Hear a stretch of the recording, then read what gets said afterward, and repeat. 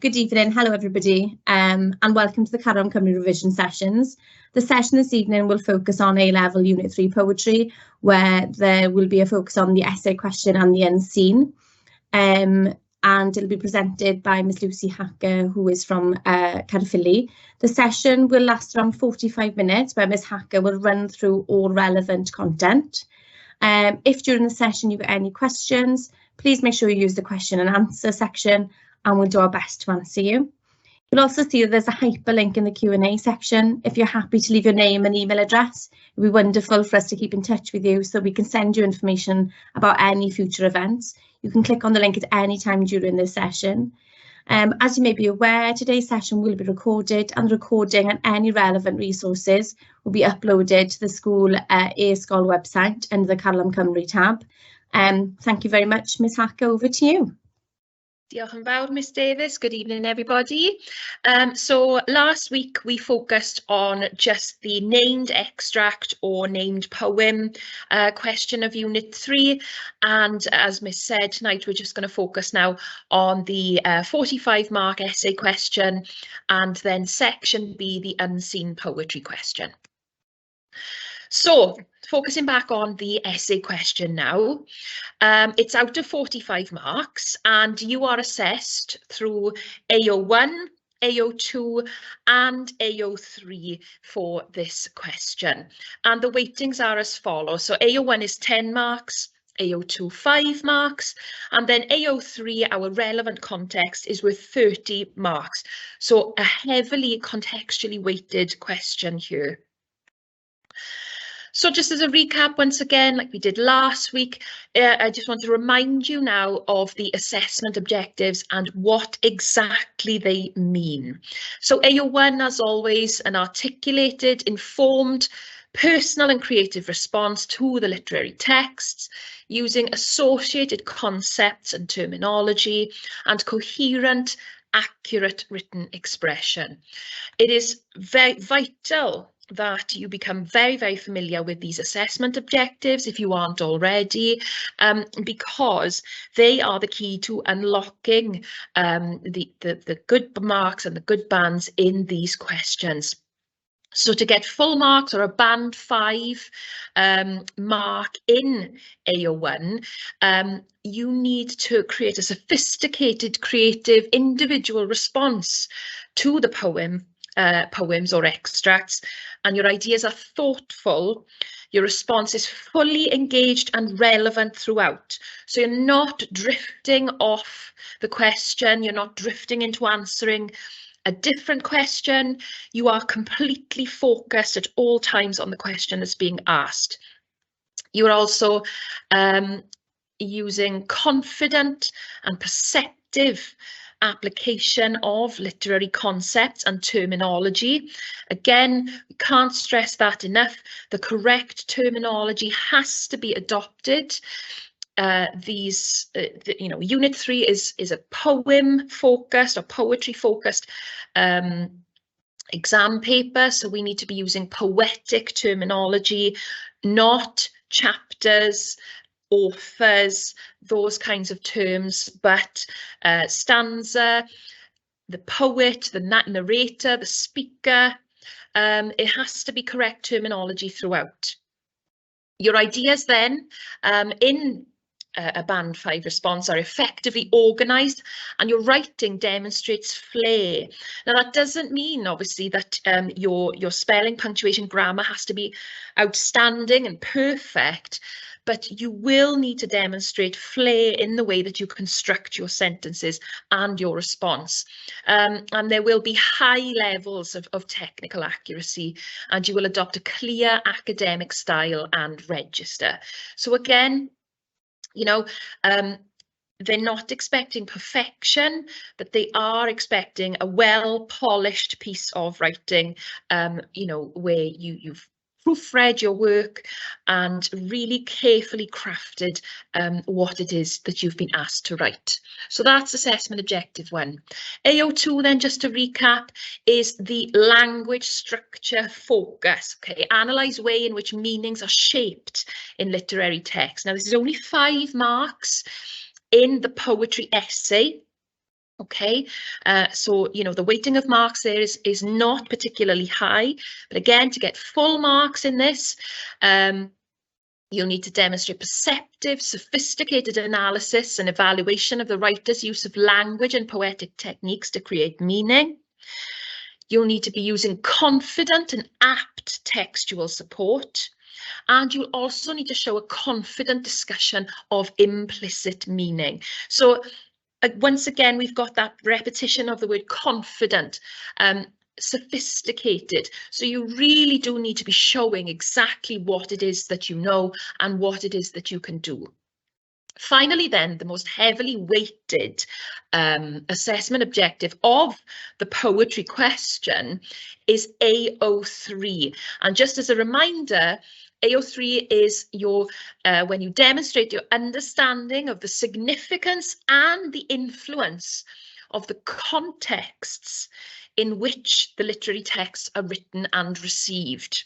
Okay, so essentially the context in which the poems were both written and received.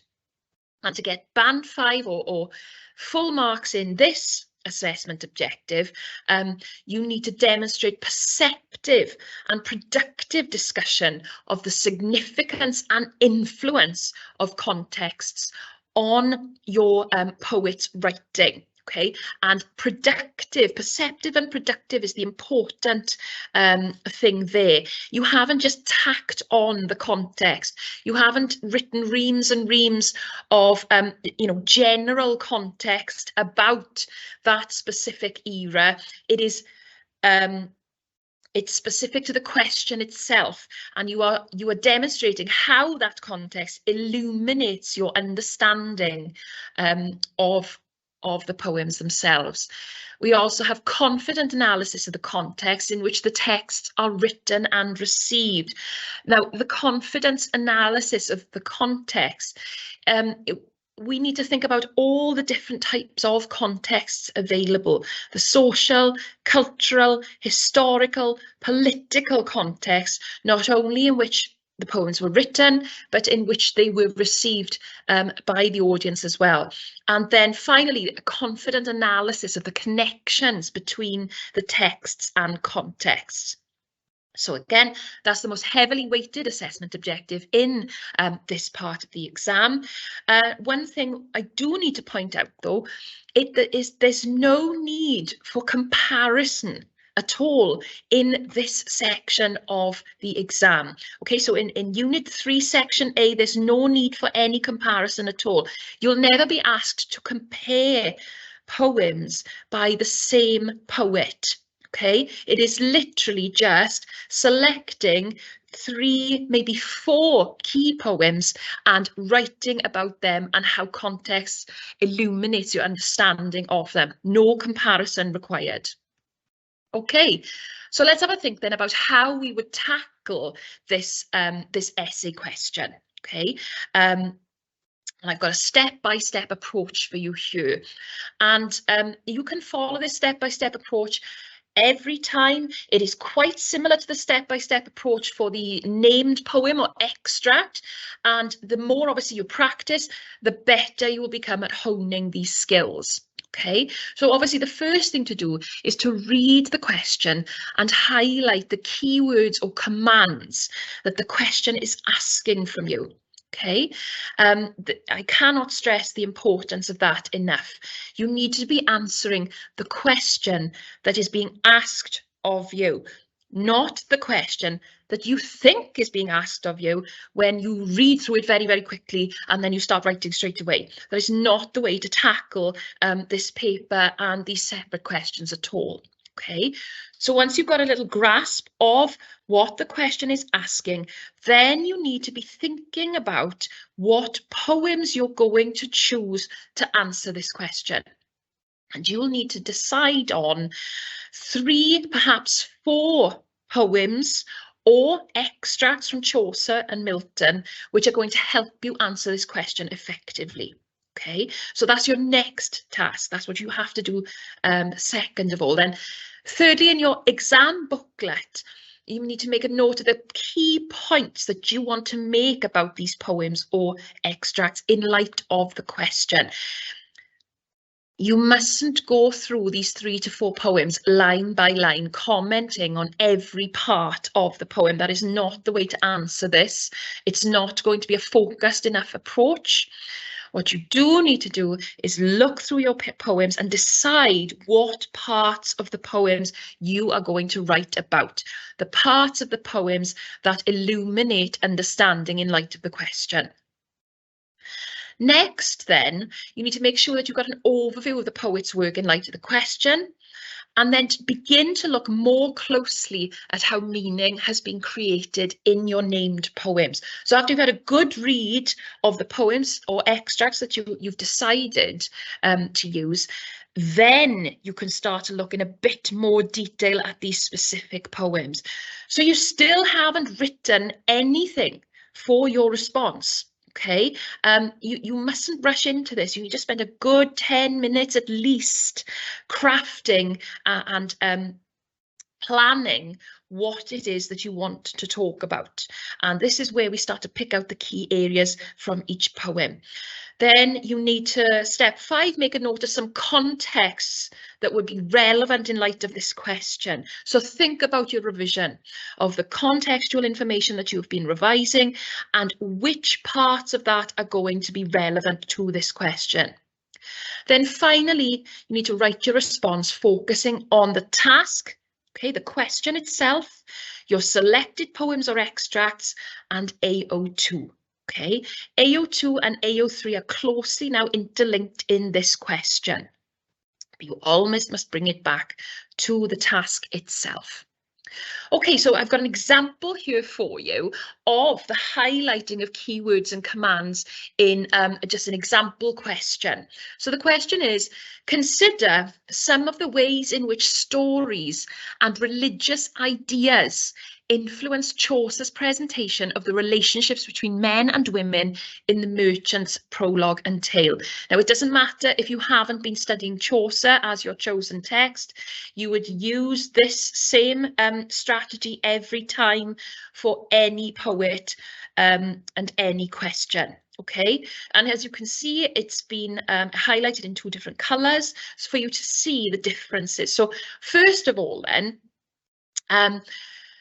we have considered some of the ways in which stories and religious ideas influence Chaucer. Okay, so as you can see in the first bubble, there's a set context to consider there. Okay, the stories and religious ideas, that is a particular context to consider. But remember, the primary focus has to be the second part of the question, Chaucer's presentation of the relationships between men and women. Okay, so it is giving you a hint, you know, a little arrow on areas to follow with regards to context, but the main focus of the question has always got to be on that second part, Chaucer's presentation of the relationships between men and women. Okay, now those are the specifics of the question. Okay, as you can see, the AO2 note says focus on analysis as you are asked to investigate closely a specific element of the poem. There is a need to consider what Chaucer has to say about relationships between men and women and the ways in which those ideas are presented. Okay, so you're not going to be able to go through particular extracts line by line, commenting on every part, because that's not going to be relevant to this question. Okay, as it says at the bottom there, it's not an opportunity to say everything you know and understand about the poem. Okay, you must avoid this sort of that necessity to sort of spill everything you possibly know about this extract or this poem onto the page, because although it'll feel, you know, it might feel good to get it all out, it's not focused enough. You have to make sure that what you are writing is relevant to this particular question. Okay, so after you have highlighted your section of the question Okay, the relevant context hints and then the AO2 focus you need to follow then through with steps 2 to 5. Okay, so steps 2, you'll need to take some time to choose which poems you're going to use to answer the question. Okay, so don't panic, don't rush into things. Take a little time to choose which poems you're going to answer. Once you've made your choices, take some time to note the key points that you want to make. Okay, again, don't rush into anything. Then step 4 is when we hone in even more detail on these specific poems. Okay, so at this point, you've chosen the poems that you're going to use to answer the question. Okay, you've had to think generally about the key ideas that you're going to want to pick out of each poem. Now, step 4 is when we really hone in on that AO2. Okay, so reading the poems again, you'll need to make notes which will support your argument, the argument to answer the question that's been asked. You might be adding some new points here as you read the poems or amending some of the things that you'd already considered saying. You need to think about the poetic tone, key words or imagery that's being created, allusions, poetic techniques used, structure, rhyming, and so on. These things you need to be picking out on this more detailed second reading of each poem. And then finally, as you're going through, you'll need to add some references to relevant contextual material, which will illuminate your reading of the text. Okay, and there should be some natural points in the analysis where you will be able to use AO2 as a springboard into that relevant contextual material. So we've got an example here then of the start of a response, and I'll give you a little bit of time just to have a little look at the way this is structured. Okay, so as we see, arguably the most important theme in Chaucer's The Merchant's Prologue and Tale is that of the relationships between men and women. In the 14th century, when the Canterbury Tales were written, society was largely structured around patriarchy through the influence of the church and the feudal order. The use of scripture as an authoritative text further emphasised the importance of patriarchy, which suggested that women were weaker than men and not to be trusted. Okay, so a really strong opening. As we see right at the start, there's that clear focus on the question. Okay, so the question is addressed straight away in the opening couple of lines, and that's a really strong way to begin your response. Okay, as it says on the left-hand side, it's going to help you focus your discussion and alert the examiner to your general understanding of the poem. Okay, and it also means that you will get some quick credit from the examiner immediately. And then as we see, this candidate then uses that question to springboard into relevant context, and it is incredibly relevant. It is not just general 14th century context, it is relevant context about how society was structured and the patriarchal order of society at the time. So we've got how the context basically illuminates the poem, and that is heavily weighted in that section, in that opening section. There's a clear reference to the context mentioned in the question itself, and that ensures that there's some reward for AO3 from the outset. So this candidate then has gone focused straight in on the context that was named in the question and elaborated on that slightly. Okay. And essentially, that is, a really strong way to open this particular kind of question and response to this question, and you would carry on from there. As we said previously, the more you practice this sort of text and this kind of task, the more confident you will become. As we continue then on into the response, and halfway through his evidence in the creation story of Adam and Eve, Chaucer, however, gives a more nuanced presentation of the relationships between men and women. The prologue might begin with a suggestion that a wife can only bring weeping and wailing, but it is May, whose name suggests life and vivacity, who triumphs over January, whose name has more than a hint of age and winter's sterile coldness. So we've got some really clear AO2 analysis there, as well as that written flair being demonstrated, which gives the impression that this candidate is confident in their knowledge and understanding of the particular areas that they are being asked to write about. So just to recap then, some do's and don'ts. Do start your response directly and relevantly, just as we saw in the exemplar response previously. Look for patterns of language and imagery in the poems that you have chosen or the particular extracts. You need to make and support points succinctly. Integrated quotations are excellent here. We don't want to have large chunks of texts being copied out because it's quite clunky and, you know, it's more difficult to demonstrate that written flair when you've copied out long chunks of text. You're also not going to be rewarded for that kind of writing as well. It's always a good idea to use tentative language throughout. Again, this demonstrates a sort of a confidence and a sophistication of analysis. You need to use technical terminology to demonstrate the extent of your understanding. Always remember to use the correct poetic terminology. You also need to take care with your expression. You need to remember to paragraph and remember to proofread your response once you've finished. Again, I cannot stress that enough. Once you've finished, the temptation might be just to close the exam paper and push it away from you. But it is essential that you read back over your response because undoubtedly you may have made silly errors in expression or there may be some clunky sentencing. You know, you may not want to do it, but it is definitely worthwhile.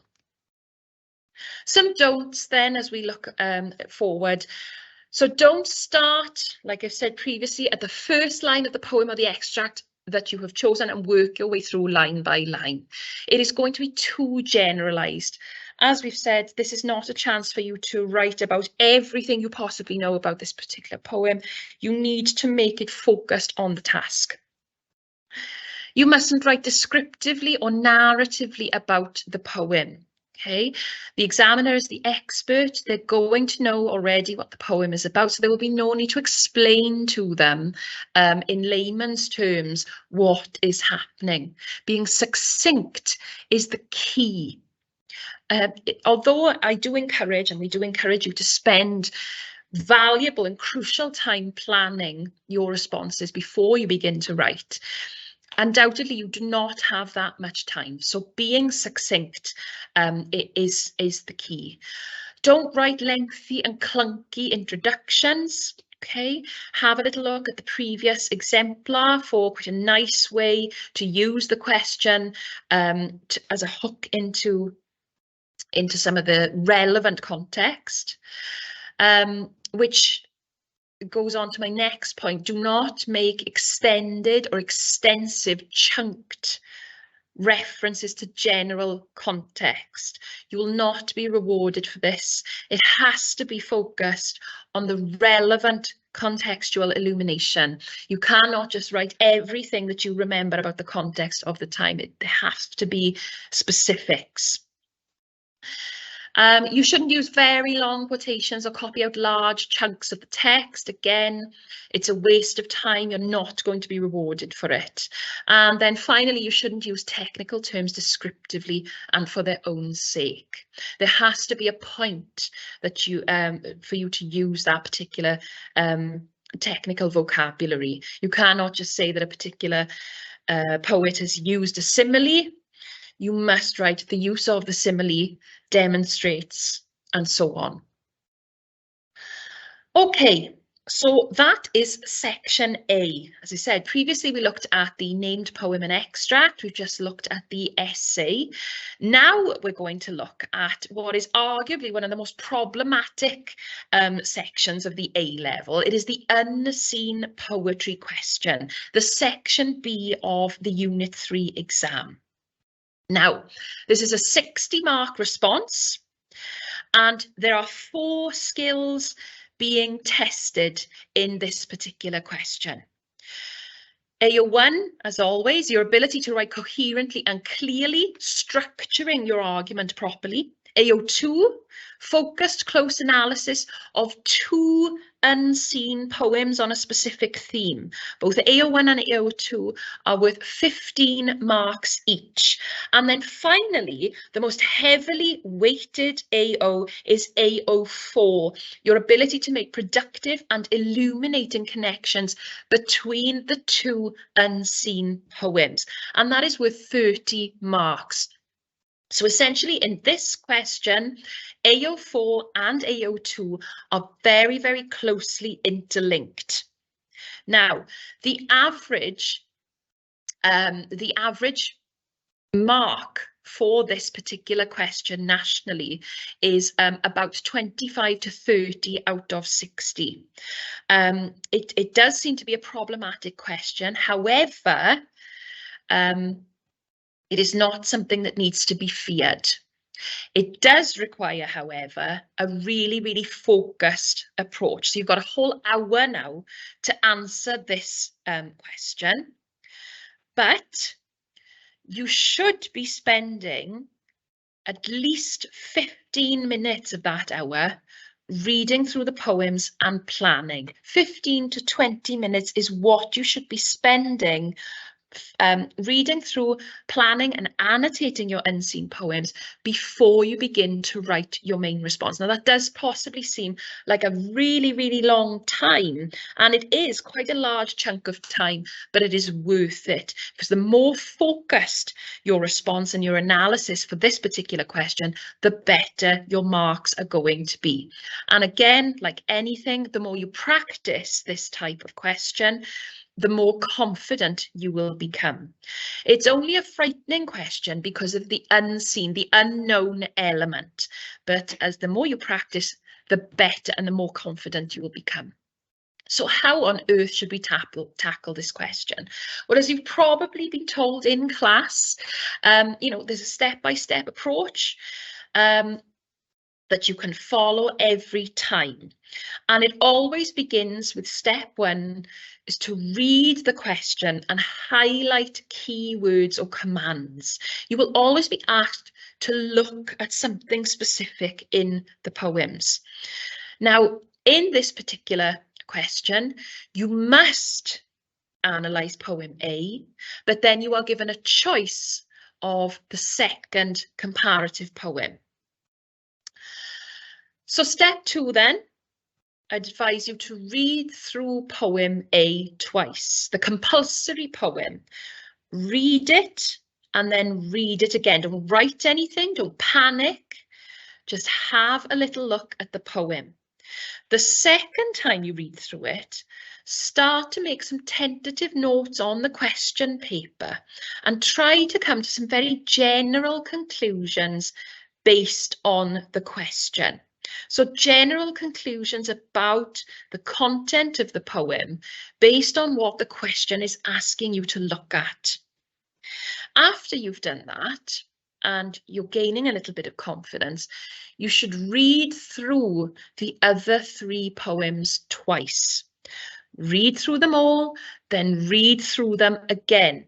Don't panic. Don't just go for the shortest poem, because inevitably the shortest poem or the most brief poem could be the most abstract, the most difficult to get your teeth into. So have a look at all 3. Once you've done that, step 4, you need to choose now the poem that you're going to compare with poem A and begin to make notes based on the set question. Okay, so once again, we're looking at poetic tone, keywords, imagery, allusions, techniques, structure, all of those things, and begin to make some tentative annotations on the question paper. Now, step 5 is to begin making a list of connections. Now, these are comparisons, what's the same or similar, and contrasts as well.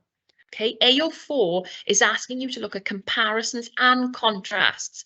similarities and differences, okay, which might be useful in your response. Once you've done that, have a little look back over your notes, reminding yourself of what the key words are from the question and what it is you're being asked to look at. And then, once you've done all of that, you should begin writing your response, focusing on the task, the poem, and AO2.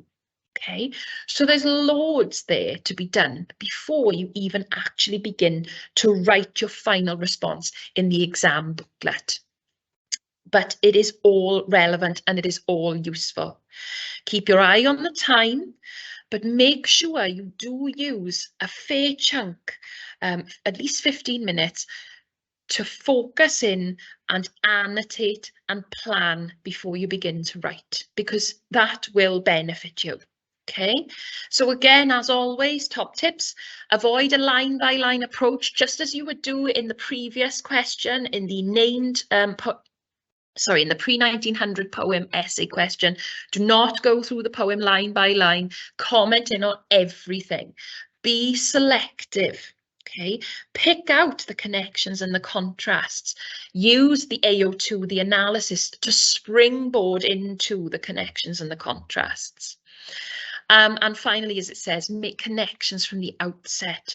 There are 30 marks at play for these connections and contrasts, so you need to be making those connections right from the outset. So what we've got here, again, is an example of the reading and the annotating of the keywords and commands in a specific question.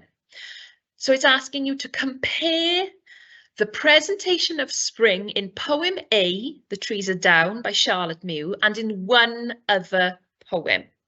Okay, so it's asking you to compare, and then the key area that is specific to this task is the presentation of spring. Okay, so not just comparing poem A with another poem, it's comparing the presentation of spring in that poem and one other. Make sure you're focusing in, step one, on that particular task. Step two then is to take your time. It's especially important that you take time to read through the poems. As I said previously, you need to read poem A twice. The first time, just read it. Then the second time, make some notes and try to come to some general conclusions based on the set question. The question itself is designed to give you a way into poem A. So, for example, in that case, it's the presentation of spring. So you know what it is that you're meant to be looking for. This should now allow you to analyse poem A, which you have to write about.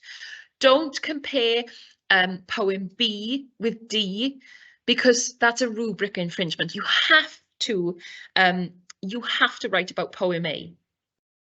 Okay, remember, you don't have to write about every word or every line in the poem. Focus on the key points that you want to make. And this is really crucial and important because inevitably there's going to be something that you may not understand or you don't get, and you mustn't panic. As it says, if you don't understand a word or a line or a section of the poem, can you look at the rest of the poem and use that and the clues in that to help you understand the meaning of a particular word or phrase? And if you still don't understand it, just ignore it and move on. Okay, remember, there's no need to look at and comment on every part of the poem. So if there is a part you don't understand, ignore it. Don't panic. Just focus on what you do know and you do understand. Okay, once you feel reasonably confident with poem A, read through the other poems at least twice. This is going to give you an opportunity to make a good choice for your second poem. So like I said, don't just go for the easiest looking one. Don't go for the shortest one. Go for the one that seems a good connection. There is no right or wrong choice. It's entirely up to you which one you decide to use. So choose the one that you're most interested in and where you can see some clear connections or contrasts with poem A. And then once you've made your choice, begin to annotate this second poem. always trying to focus and remind yourself about the task. Again, the presentation of spring and poem A. So this is an example then of an opening of a specific response, and it's a nice example for you to see how we focus in on the connections immediately. Now, I want to remind you about the poetic techniques table that is available in the Teams folder from session 1. This is also going to be relevant for the unseen poetry section of the exam also. Okay, so as you can see in the introduction, the candidate has started with just an overview of both poems, starting with poem A, and then comparing and contrasting as they write this overview. It's going to help the candidate focus on the relevant AOs from the outset and make sure that they're picking up marks immediately. So it's a really good strategy and a really good way into this. Okay, but as it says on the right-hand side, the opening paragraph has to be focused and concise. There is no need to say everything about each poem straight away, just a concise overview. So The Trees Are Down by Charlotte Mew and Spring by Edna St. Vincent Millay depict nature in contrasting ways, where both poems carry a melancholic and bitter tone. Poem A depicts a persona who laments the destruction of spring through deforestation, while poem D holds a more apathetic and hostile impression towards the coming of spring. So what we've got there then is a connection outlined straight away, or a contrast at least. The comparison is there. And then we've just got two sentences, one overview of poem A and an overview of poem D. And that's a great way in. Okay. And then the candidate goes into initial analysis of poem A. So they're opening the main body of the essay just with analysis of poem A. Poem A presents a persona who is grieving at the corruption of nature by human intervention. The regularity of the stanzas perhaps alludes to the sorrowfully reflective yet stable mindset of the persona, which brings a rhythmic and mournful prayer-like aura to the poem, which grieves the fallen trees. The corruption of spring is alluded through the loud common talk, the loud common laughs of men in the poem. The anaphora and the cacophonous in the common brings about a callousness to the phrase, suggesting a negative image of the common men. The adjective itself adds to their lack of understanding and sympathy as their low moral values. So what we've got here, look, as it says on the right-hand side, is instead of using a line-by-line approach to the analysis, they're showing the examiner that they can explore how meaning is created through some close focus. So they've chosen two quotations and they have really zoomed in. There's no need for such technical language, but the key is always linking the decisions the poet has made to how meaning is created. So, there is a lot of technical language in there and terminology, but you can still get band 5 marks without all of those terms like anaphora, cacophonous. It's absolutely fine.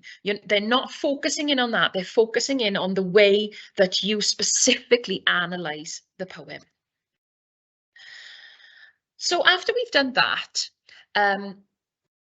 what the candidate then does and what you could then do is to begin to look at the connections and the contrasts immediately.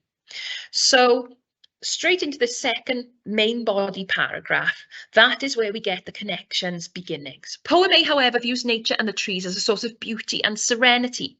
It's evident that the narrator shares an intimate bond with it, in contrast to poem D. The narrator in poem A presents this through the whole of the whispering loveliness away.